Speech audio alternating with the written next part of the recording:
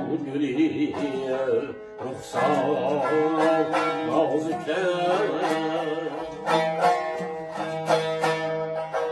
سر تا به پای نخلی قوی یا نازک هرچند گفتگوی تو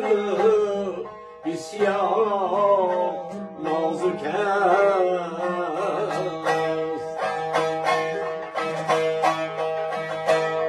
کم گفتم که خاطری دلدار نازک است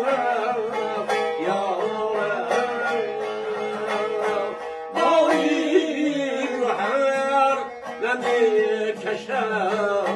این تار نازک همدم یارم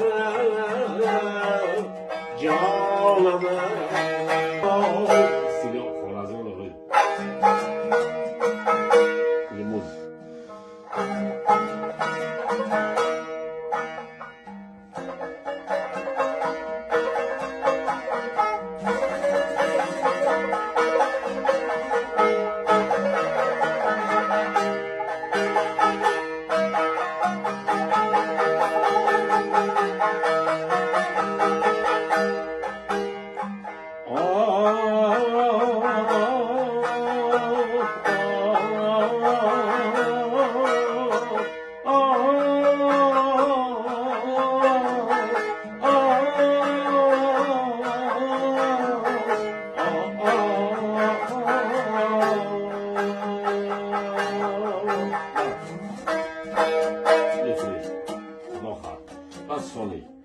عراق بخارا تلقین عراق بخارا ساکنانه عراق بخارا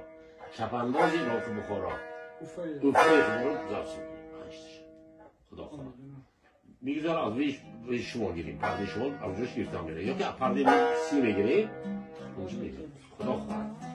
چون این کارای من شما کنیم جوانان میخوانند خب